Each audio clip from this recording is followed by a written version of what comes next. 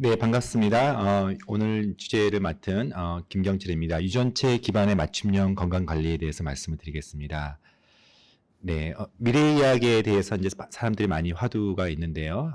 제가 경험했고 또 참여하고 있는 여러 산업 분야 또 과학 분야에서 이제 어떻게 미래의학을 예측하는지를 말씀을 드릴게요. 5P 시대라고 합니다. P라는 이니셜로 시작되는데요. 첫 번째가 프리벤티브, 무엇보다 질병 치료 중심에서 질병 예방 중심으로 화두가 바뀌고 있습니다. 질병도 예측하는 시대, 예측하고 또 맞춤으로 퍼스널라이즈 치료하고 관리하는 시대입니다. 파티스페터리라고 하는 그 소비자, 즉 의료 소비자, 즉 환자의 데이터와 개인의 어떤 라이프 로그 데이터와 유전체 데이터들이 진료 현장에서 참여한다 해서 파티스페터리라는 표현을 씁니다. 무엇보다 이 시대의 화두가 의료의 화두가 프리시전 메디슨, 정밀 의료입니다. 이 5P 중심으로 그 핵심에 유전체가 있기 때문에 오늘 유전체에 대한 부분들을 주로 말씀을 드리겠습니다. 빅데이터 시대라고 하죠. 여러 가지 의미의 데이터가 있는데요. 그 중에서 유전체가 생성하는 데이터의 양과 질은 사실은 어마어마합니다. 2015년도 사이언스 페이퍼에 이런 카툰이 실렸는데요. 보시면은 약 펀딩이 한 해에 그 글로벌 펀딩이 2,000조, 약 1.9 트릴리온 달러가 조성이 되죠. 정부 펀드든 또는 산업계 펀드든 2,000조가 해서 여기에 참여하는 모든 연구자들의 연구 시간이 260억 시간이라고 합니다. 어마어마한 시간이고요. 커피를 10억 잔 마셔가면서 생산해내는 그 단위의 데이터가 1.5 트릴리온, 약 1.5조 이상의 그런 데이터, 염기를 생성한다고 합니다. 이러한 데이터는요, 해마다 더블링 되고 있어요. 젠뱅크라고 하는 모든 염기를 축적하는 그런 미국의 공공 데이터에는 해마다 데이터가 이렇게 축적되는 게 더블링 또는 트리플로 증가하는 것을 볼 수 있습니다. 2018년도 기준으로 이 게놈 쪽의 연구는 한 해에 2,600만 개의 논문이 쏟아져 나옵니다. 무려 23만 건의 클리니컬 트라이어, 임상 연구들이 진행되고 있습니다. 한마디로 산업계뿐만 아니라 의학계 내에서 가장 메가 트렌드인 것이 바로 정밀의료, 또 게놈이라고 할 수가 있겠습니다. 보통 유전하면 두 가지 함의가 있죠. 우리가 부모님의 그 특성이 자식들에게 닮았다, 전수된다, 전통적인 의미로 유전이죠. 어떤 부모들의 특성, 예를 들면은, 어떤 질병 특성도 있을 수 있고, 대장암이나 심근경색 같은 어떤 개인의 외모의 특성이 있을 수도 있고, 누가 봐도 부모님의 또 자식의 간에는 그 외모가 닮은 것들 볼 수가 있죠. 그러한 어떤 위의 특성이 아래쪽으로 넘어간다 해서 유전이라는 표현을 쓰는데요. 그 중에 핵심이 이제 유전체라고 하는 부분들이죠. 그래서 유전자를 가만히 보면은 개인의 유전자를 통해서 부모님이 물려주었던 어떤 변이, 유전적인 변이, 그걸 통해서 질병을 예측할 수도 있는 그런 어떤 가장 중요한 어떤 쓰임이 생깁니다. 또 하나는요, 유전자에는 두 가지 의미가, 이제 두 번째 의미는 사람마다 다르다는 것들의 설명이, 가장 기본적인 설명이 유전자의 차이, 유전자의 변이라고 할 수가 있겠습니다. 즉, 이 세상에 그 누구도 똑같은 외모, 똑같은 특징을 가진 사람이 없지요. 쌍둥이처럼 유전적으로 아이덴티피케이션, 즉 동일한 경우를 제외하고는 그 누구도 어느 인구도 같을 수가 없습니다. 이것의 어떤 개인적인 차이, 단순히 외모 차이가 아니라요, 어떤 약물 투여의 반응이라든지 어떤 영양제와 관련된 사람마다의 경험의 차이라든지 질병의 어떤 특성, 질병의 속도, 합병증의 유무, 이런 부분들이 모두 개인 간의 차이가 있습니다. 그래서 유전자를 한다는 것은 퍼스널라이즈라고 하는, 퍼스널라이즈 헬스케어라고 하는 개인 특성에 맞춰서 질병을 관리하는 것의 근간이 되기도 합니다. 간단하게 유전자가 좀 낯선 우리 회원님들에게 제가 한두 페이지로 요약해서 말씀드리겠습니다. 염색체 들어보셨을 거예요. 크로모좀, 또 유전자, 진, 유전체는 조금 이게 개념이 어렵죠. 그냥 크게 염기라고 이해하셔도 괜찮고요. 또는 제가 한마디로 말씀드리면 염색체를 하나의 책으로 보시면 한 권 한 권에, 마치 여기 23권의 브리티니카 사선이 있는데 한 권의 책 하나를 염색체로 보시면 책 한 권에 문제가 있는 것이 염색체 이상입니다. 예를 들면 18번 책에 한 책이 더 붙어 있어요. 이것을 우리가 트라이조미, 다운 증후군이나 부르는 것처럼. 그래서 염색체 이상은 대개는 큰 변화이기 때문에 태아 단계에서 대개는 어버션 됩니다. 그러나 염색체 이상은 우리가 잘 아는 그런 큰 질환들, 태어날 때부터, 그리고 굉장히 큰 결함을 가지고 태어나죠. 책 안에는 페이지도 있고요. 그 페이지 안에는 문장과 글자가 있습니다. 문장이 이 23권의 전체 전질에는요. 약 2, 3만 개 정도, 2만 3천 개 정도, 2만 5천 개 정도로 추정되는 유전자, 즉 문장을 유전자로 비유할 수가 있겠습니다. 하나의 문장이 문제가 돼서 하나의 유전자가 문제가 돼서 질병을 일으키는 것을 싱글진 디스오더라고 합니다. 되게 희귀질환 같은 경우죠. 유전자 안에는 다양한 글자가 있죠. 문장을 채우는 글자가 있는데 이것을 하나하나의 글자, 즉 염기, 베이스라고 합니다. 이 전체 DNA 전집에는요, 약 30억 개 정도의 염기가 있습니다. 그래서 글자 하나하나에 포인트하게 변이가 있는 경우, 이것들이 우리 질병의 다양성, 개인의 특성을 다양성을 본다고 할 수가 있겠습니다. 그래서 이런 하나하나의 변이의 총합을 유전체, 게놈이라고 부르면 되겠습니다. 우리 몸에는 사람마다 30억 개 중에 약 1000만 개 정도, 한 300분의 1 위치에서 사람마다 다른 유전적인 특성, 유전적인 변이 또는 개인의 어떤 유전체의 차이를 가지고 있는데요. 다시요. 우리가 피노타입이라고 하는 표현형은 누가 봐도 다른 생김새, 다른 질병을 이제 최종적인 아웃풋을 말하는 거고요. 그것을 결정하는 유전형, 그것을 지노타입이라고 합니다. 즉 엄마 아빠 쪽으로부터 하나의 가닥씩 붙어서 상동 염색체, 상동 유전자로 구성되어 있기 때문에 누구나 한 위치에서 이거 A 이거는 하나의 베이스 염기죠. 그리고 누구나 정상인 경우와 한쪽만 변이와 양쪽만 변이, 어느 위치든지 세 타입의 지노타입이 발생합니다. 이 지노타입에 따라서 개인의 표현형이 달라지는 것들을 오늘 좀 말씀을 드리겠습니다. 유전자 분석의 기술은 굉장히 짧은 시간 내에 엄청난 발전을 했는데요. 같은 15년 사이에 약 한때는 3조 원이 들었던 한 사람의 분석 비용이 이제는 약 70만 원대로 떨어졌고요. 전체 게놈을 분석하는 겁니다. 한때 13년 걸렸던 것이 이제는 불과 몇 시간 정도면 분석이 끝나는 시대가 됩니다. IT의 발생에 비견해서 약 1000배 정도의 같은 기간의 발생에 비해서 바이오테크놀로지는 100만 배, 1000배에 1000배 정도 발전하고 있는 시장이라고 할 수가 있겠습니다. 여러 가지 유전체의 질병 적용이 있겠지만 특별히 오늘은 개원가 또는 지역사회 병원에서 쉽게 적용할 수 있는 부분이 질병 예측에 대한 부분입니다. 과연 날씨처럼 질병도 미리 예측할 수 있을까?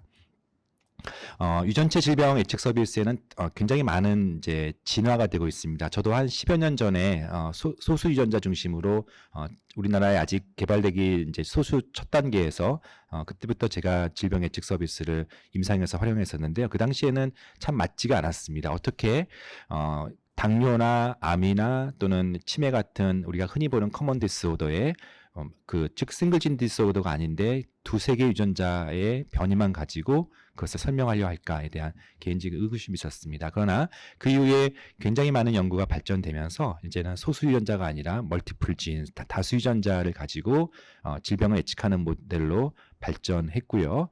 그리고 좀 더 발전된 형태는 그렇죠. 우리가 유전체만 가지고 즉 타고난 유전자만 가지고 질병이 만들어지는 게 아니죠. 생활 습관, 흡연이나 운동 부족 같은 것들을 같이 계산하기 시작합니다. 무엇보다 더 많은 데이터를 집어넣어서 이제는 그냥 단순 통계 알고리즘이 아니라 AI 기반의 상품으로 계속 데이터가 진화되고 있습니다. 그 부분 잠깐 좀 오늘 보여드리겠습니다.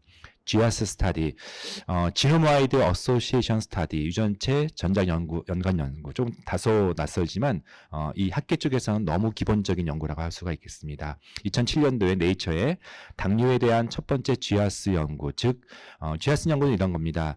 질병이 있는 그룹 한 1000명 이상, 그 다음에 질병이 하나도 없는 정상 코호트 2000명 이상, 약 2배 정도 차이가 나게끔 케이스 컨트롤을 구성한 다음에 전장 유전체를 분석합니다. 그래서 당뇨가 있는 환자한테는 다 변이가 있고 정상인한테는 변이가 없는 그 특정 위치 마커들을 찾는 연구가 GWAS라고 할 수가 있겠습니다.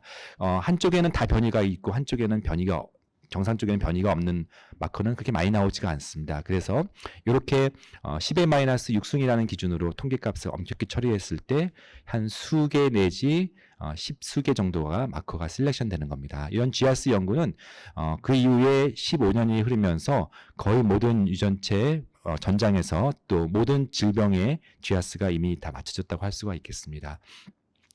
예를 들면 심근경색이요. 우리가 이제 가장 임상 현장에서 많이 또 검진에서 많이 다루고 있는 심근경색 예측 모형을 보면은 기존의 GWAS 연구들이 여러 개가 진행됐기 때문에 여러 GWAS를 이제는 합쳐서 메타 분석을 한 모형입니다. 약 22,233명의 심혈관 질환 그리고 그보다 더 많은 64,000명 정도의 정상 코호트를 비교했습니다. 그러니까 각각의 GWAS 스터디를 이렇게 풀드, 그러니까 묶어서 같이 분석했는데요. 거기서 13개 정도의 마커를 셀렉션합니다. 그 중에 한 마커는요. P값이, 통계값이 10-30승. 우리가 유의 수준을 10-, 보통 2승으로 통계를 보통 처리하는데 10-30승 정도로 기준 잡았을 때 CDKN2A라고 하는 이 마커가 가장 아웃스탠딩하죠.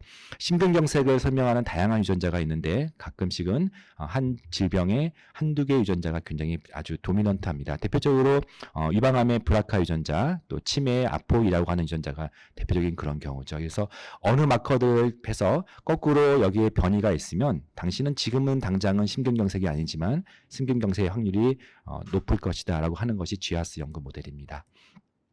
그러나 이런 GWAS 연구도 흔히 말하는 AUC 커브라 그러죠. 우리가 진단에 있어서 많이 활용되는 AUC 커브가 한 0.3, 0.4 정도로 그것을 반복하고 또 다른 인구 집단에 대입했을 때 정확히 맞추는 확률이 또 떨어집니다. 그래서 최근에는 이런 딥러닝 방식으로 해서 AUC 커브를 0.9 이상으로 하는 것들이 최근 어떤 경향, 전략이라고 할 수가 있겠습니다. 그래서 이렇게 질병 예측을 하는데 굉장히 많은 모델들이 GWAS 모델을 이제 넘어서 머신러닝 기반의 모형도 만들고요. 또 빅데이터 기반의 심혈관 질환. 예를 들면 여기는 영국의 코호트, 굉장히 유명한 게놈 잉글랜드 코호트를 사용합니다. 게놈 잉글랜드 코호트는 약 50만 명의 심혈관 질환뿐만 아니라 다양한 질환들 또 일반인들의 게놈 분석이 되어 있는 영국의 코호트라고 할 수가 있겠습니다. 누구나 쓸 수 있도록 공개되어 있는데요. 이 중에서 48,000명 정도의 심근경색 환자를 그 중에서 추출하고 그리고 약 22,000명의 심근경색 환자를 추출하고 46만 명의 일반인 환자를 대조해서 모형을 만드는 겁니다. 관련된 유전적인 변이를 무려 170만 개 정도를 처음에 메타GIS라는 방식으로 유전적인 변이를 처음에 소팅합니다. 그 중에서 탑다운 방식으로 약 200여 개의 유전적 변이를 최종적으로 선정을 합니다. 그래서 기존의 심혈관 질환 모델에서 우리가 흔히 흡연 또는 당뇨 또는 가족력 또 비만, 혈압 같은 콜레스테롤 같은 기존 모형을 하나씩 애드했을 때 AUC 커브가 0.5 정도, 그러니까 정확도가. 근데 메타GIS에서 얻었던 202개의 유전자 모형을 집어넣음으로써 최종적으로는 0.7로 증가시킨다는 이런 빅데이터 기반의 분석 방법을 보여주는 겁니다. 점점 심혈관 질환뿐만 아니라 치매 또는 암 질환들이 이렇게 AI 방식으로 데이터들이 연구가 되는데 거기에는 단순히 유전체 데이터뿐만 아니라 요즘 말하는 건 마이크로바이옴, 장내 미생물, 무엇보다 라이프 스타일, 다이어트 패턴, 그리고 웨어러블 테크놀로지를 얻는 즉 우리가 시계나 또는 벨트 형태의 밀착형 데이터를 통해서 얻어지는 다양한 라이프 로그 데이터를 다 집어넣습니다. 심지어는 SNS 소셜 미디어 데이터도 집어넣어서 당신이 심근경색이 또는 당신이 어떤 질병이 어느 정도 예측하는지를 점점 만들어 가고 있는 것들입니다. 말씀드렸던 UK 바이오뱅크가 그런 역할을 가장 많이 하고 있고요. 최근 문재인 정부에서는 데이터댐이라는 이름으로 데이터에 굉장히 많은 공을 쏟고 있고요. 올해부터 전 국민 대상으로 약 한 100만 명을 대상으로 홀 게놈을 정부가 무료로 해줄 예정입니다. 역시 이런 코호트를 만들어서 질병질환 예측 또 맞춤 관리에 사용하려고 합니다. 약 1.5조의 그런 데이터 뱅킹을 하고 있는데요. 제가 속해 있는 병원은 강남 미지메디 병원이었던 지금은 강남 메이저 병원이라고 합니다. 작은 병원이지만 역시 심혈관 질환과 치매 예측 모형을 연구하기 위해서 저희가 1만 명 게놈 프로젝트를 진행하고 있습니다. 여기에는 게놈 데이터 그리고 마이크로바이옴 데이터 그리고 검진 데이터를 통합해서 정부가 주도하지 않고 또 민간 기업과 민간 병원이 주도하는 질병 예측 코호트를 만들고 있는 것도 그런 연유에서입니다. 네, 심근경색을 잠깐 좀 말씀을 드릴게요. 어떻게 실제 활용하는지. 이것은 이제 한 회사의 그런 결과지입니다. 심근경색을 유전적인 소인이 당신은 약 2배 정도입니다라고 예측합니다. 거기에는 핵심적인 유전자 마커인 CDKN2A 것도 2B라고 하는 이 마커를 포함해서 기타 다른 질환. 아무래도 국내에서 만든 유전적인 상품은 주로 서양에서 나온 유전적인 저널 그런 페이퍼에 근거하지 않고 주로 동아시아, 즉 한국의 어떤 유전적인 특성을 나타내는 그런 동아시아, 특별히 한국의 데이터를 근거로 만들기 때문에 좀 더 마커가 줄어드는 것은 단점이라고 할 수가 있겠습니다. CDKN2A를 포함해서 어떤 다른 변이들이 조금씩 상대 위험도를 가지고 있을 때 이것을 알고리즘을 거쳐서 최종 좀 전에 말씀드렸던 2배 정도의 심혈관 질환 예측이라고 표현합니다. 자, 단순히 심혈관 질환을 예측한다, 건강한 사람을 대상으로 예측한다는 게 어떤 의미가 있을까요? 저는 많은 경우 이제 임상 현장에서 질병 예측 서비스를 할 때 궁극적으로는 그 목적은 단순히 겁을 줘서 불안감을 조성시키려는 것이 아니라, 즉 비가 올 확률을 알려줌으로써 비를 피할 수 있는 방법, 일기예보를 통해서 우산을 준비하고 또는 스케줄 조정하는 방식으로 알려드립니다. 제가 실제 활용했던 예를 좀 보여드리겠습니다. 2020년 4월 달에 방문했던 50대 남자분이십니다. 유전체 검사를 했더니 치매 유전자와 심근경색 유전자가 변이가 다소 높았습니다. 여기 주의라고 표현하는 것은 반드시 걸린다는 얘기가 아니고 남들에 비해서 상대 위험도가 1.5에서 2 정도 사이에 있다고 합니다. 마침 이분의 아버지가 치매셨기 때문에 제가 유전체 검사를 할 때 굉장히 잘 듣고 계셨어요. 그리고 본인의 증상으로는 당뇨를 이번에 처음 진단받았습니다. 혈당이 128, 그전에도 혈당은 높았지만 126을 넘긴 건 처음이고, 간 수치가 증가되어 있는 거 봐서 지방간이 있겠죠. 콜레스테롤 수치가 무려 LDL이 147인데 그 나이에 남자들이 그러듯이 약을 안 먹고 버티시고 있었던 분이에요. 이런 분을 대상으로 제가 심근경색 유전자를 통해서 경동맥 초음파를 한번 합시다 했더니 아니나 다를까 무증상이었지만 인트나 미리어 티크닝이 1mm 이상, 그리고 무려 플라그의 사이즈가 거의 1cm 가까워요. 그래서 굉장히 많이 진행되어 있는 동맥경화증 환자를 제가 발견했고요. 사실은 유전자 검사를 통해서 그것을 검사를 진단했던 것을 보십니다. 불과 한 달 사이에 제가 시키지도 않는데 체중 감량을 했고요. 콜레스테롤 약을 썼더니 콜레스테롤 수치 떨어졌지만 당뇨약을 쓰지 않았음에도 불구하고 혈당과 간 수치가 호전되었습니다. 이분 지금도 저한테 잘 다니고 있고요.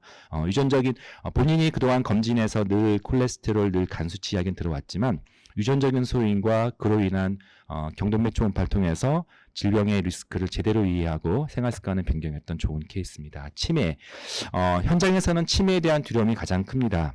알츠하이머 치매, 특별히 10% 정도의 이제는 70대 유병률이 있기 때문에, 또 가족력이 있는 분들이 거의 5명 중에 1명 정도는 부모님이 치매이시기 때문에 치매에 대한 컨선은 굉장히 큽니다. 그 어떤 질병보다 본인이 걸리지 않았으면 하는 대표적인 병이죠. 상대 위험도가 2배 정도입니다라고 말씀드렸던 근거는 바로 치매의 강력한 유전자인 아포이라고 하는 유전자입니다. 아포 유전자가 하나가 변이가 있기 때문에 그런 위험들은 굉장히 탄탄한 근거를 가지고 있죠. 아포이 유전자가 변이가 있을 때 단순히 겁을 주려는 게 아닙니다. 실제 2배 정도이기 때문에 걸릴 확률은 20-30% 정도인데요. 평생 걸릴 확률이. 우리가 비를 피하는 방법도 있지만 또 하나의 방법이 미리 조기 검진을 통하여서 치매를 빨리 진단해서 MCI 단계에서 어떤 인터벤션을 할 수 있도록 저희가 권고하는데요. 그러나 더 중요한 것은 운동생활 습관을 대부분 갖고 있지 않기 때문에 치매 유전자가 있는 분들은 일주일에 주 3회 유산소 운동을 강력히 했을 때 위험도를 무려 50%나 낮출 수 있다고 했을 때 사람들이 굉장히 안심하면서 실제 또 운동까지 이어지는 경우가 있습니다. 이처럼 유전자 검사는 때로는 기존에 있는 검진이 갖고 있지 못하는 조기 알람의 효과, 그리고 라이프스타일 모디피케이션을 가져오는 좋은 효과가 있습니다. 흔한 Q&A를 오늘 다 다룰 수는 없지만 흔히 이런 얘기를 많이 해요. 유전자 검사에서 주의, 경계, 2배 이러면 반드시 걸리나요? 그런 거 아니죠. 기껏 해봤자 암 질환 같은 경우는 1%의 평생 유병률이 2% 정도 되는 거기 때문에 거기서 거기죠. 상대 위험도가 증가됐다는 얘기지 절대 확률이 증가되는 것은 질병마다 다를 수 있어요. 그럼에도 불구하고 남들에 비해서 유전적인 소윤이 높기 때문에 경계하고 좀 더 생활 습관을 개선해서 낮추라는 스토리로 이어지는 겁니다.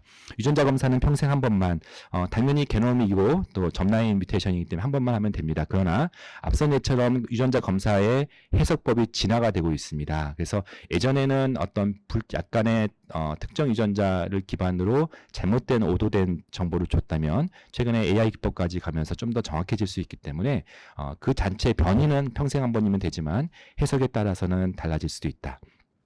3, 4번은요. 가족력과 개인의 경험과 실제 검사가 다릅니다라고 얘기하는 경우 많이 있어요. 당연히 다를 수밖에 없겠죠. 가족 가운데 질병이 있고 그러나 나한테는 질병이 없는 경우도 당연히 있겠고요. 생활 습관도 다르고 여러 가지 유전자가 실제 다를 수 있기 때문에 이렇게 불일치는 오히려 유전자 검사와 가족력과 생활 습관을 다이내믹하게 만들어서 해석하는 데 도움이 됩니다. 운동 시기를 바꾸면 유전자는 바뀌나요?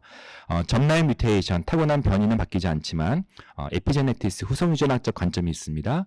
기능이 바뀌고 발현이 바뀌어서 당연히 운동과 시기를 바꾸면은 유전자는 건강하게 발현을 바꿀 수가 있습니다. 한 3분 정도 마지막으로 유전자 검사의 검진에서의 활용 현황, 이거는 제가 속해 있는 다른 학회, 검진학회에서 한번 설문했고 조사한 부분입니다. 유전자 검사의 검진에서 활용 현황 알고 계신가요? 이제는 많이 알고 계세요. 어느 정도 알고 있습니다. 잘 알고 있습니다가 한 3분의 2 정도로 넘어요. 처음 들어봅니다라고 하시는 분들은 이제는 없는 것 같아요. 검진을 하고 계신 분들은 어떤 부분에 관심이 있습니까? 또는 앞으로 어떤 부분에 관심이 있습니까? 질병 예측 서비스 가장 관심 많아 하고요. 무엇보다 오늘은 주제가 아니지만 액체 생검을 포함해서 유전체를 통한 암 조기 진단에 관심이 많습니다. 하고 있습니까? 저희 회원들은 한 반 정도가 하고 있고 뭐 어떤 형식이든지 반 정도는 아니다라고 합니다. 하고 있는 부분에서 가장 어려운 것이 바로 해석과 설명의 어려움이에요. 당연히 이 분야는 새로운 분야고 굉장히 이 분야 전공자가 많지 않기 때문에 해석과 설명의 어려움을 겪고요. 또 가격대의 비쌈, 상담 시간도 많다는 이런 허들들이 있습니다. 그래서 프리미엄 검진이나 프리미엄 클리닉에 위해서는 쉽게 접근하기 어려운 부분도 현실인 것 같습니다. 아직 도입하고 있지 않으면은 계획 중입니까? 많은 기업들이나 병원들이 절대 아니다라고 하는 경우는 많지 않아요. 고려 중이거나 앞으로 할 가능성이 있다. 그리고요, 무엇을 기대합니까 했을 때 고객들이 좀 더 만족된 서비스, 질병 예측과 그로 인한 어떤 첨단 검사를 통해서 병원의 어떤 이미지 개선 이런 부분도 있고요. 때로는 병원에서 데이터 확보라는 측면에서 하는 경우도 있습니다. 여러 회사들이 굉장히 많죠. 진짜 우리나라 회사가 한 30개 정도가 넘는데요. 무엇을 고려하실 겁니까? 이 부분 굉장히 트리키한데요.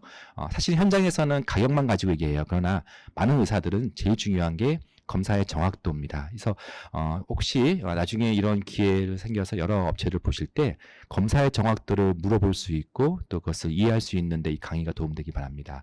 가격 또는 교육 이런 부분을 중요시 여깁니다. 저희 병원은 말씀드렸던 것처럼 강남 미지메디 병원이었고 27년 동안 대치동에서 잘 산부인과 중심 병원이었다가 최근에 강남 메이저 병원이라는 이름으로 바뀌어서 기치를 건 게 정밀의학 중심의 항노화 클리닉, 물론 여전히 여성위원회 역할을 하지만 그런 부분들을 선도하고 있습니다. 오늘 짧은 강의여서 아마 어느 정도는 이해가 좀 어려우신 분들이 많으실 거예요. 그래서 저희가 제가 2017년도에 메디게이트 그리고 올해 다시 중보를 해가지고 오늘 나왔던 내용들의 좀 더 자세한 내용들을 책을 통해서 합니다. 특별히 키워드 중심으로 유전체를 잠깐 설명을 드리면요. 질병 예측 서비스 제가 좀 전에 다뤘어요. 근데 이거는 그중에 한 분야일 뿐입니다. 무엇보다 온콜로지 쪽, 암 정밀의학 쪽은 프리시전 메디슨, 프리시전 온콜로지라는 이름으로 굉장히 많이 발전하고 있습니다. 요즘은 산부인과에서도 이제는 양수천자 검사 대신에 NIPT라고 하는 그런 산전 유전자 검사로 또는 심지어 태아 단계에서 유전체를 분석하는 시대가 왔습니다. 장내 미생물과 특별히 코로나 바이러스의 이런 인펙션 디지스에도 이제는 PCR을 넘어서 좀 더 메타게놈이나 또는 유전체 기반의 NGS 기반의 그런 질환 진단 쪽으로 갈 가능성이 높습니다. 질병뿐만 아니라 흔히 말하는 헬스케어 웰리스 분야도 유전체 기반의 퍼스널라이즈, 뉴트리지노믹스, 후성 유전학 그리고 유전체 기반의 IT와 블록체인 같은 그런 기법들이 연결이 됩니다. 또 제가 미래의학 TV라는 김경철의 미래의학 TV를 통해서 유전체가 낯서신 분들에 대한 의사들 대상으로 다양한 또 기능의학 데이터도 이 안에 있기 때문에 오늘 강의가 혹시 미진했으면 참고하시면 되겠습니다. 네, 이상입니다. 감사합니다. 제가 잠깐 하나 여쭤보겠습니다. 그 선생님의 강의를 한 1년 반 전에 제가 한번 들은 적이 있거든요. 그러면 한 1년 반이 흘렀는데 그 동안 이렇게 트렌드가 또 바뀐 게 있을 수도 있다고 생각해요. 왜냐하면 미래의학의 이제 그 발전 과정이 굉장히 지금 급속도로 진행하고 있기 때문에 지금 아까 말씀하신 것 중에 저도 사실 관심이 있습니다만은 이 해석과 설명을 전문가가 해주는 게 상당히 어렵다고 말씀하셨는데 예컨대 임신 진단 키트를 누구나 알 수 있듯이 어떤 그렇게까지 이제 이게 발전될 수 있을지 그런 여가하고 그 가격이 비싸다고 이렇게 말씀하시는데 사실 궁금하거든요.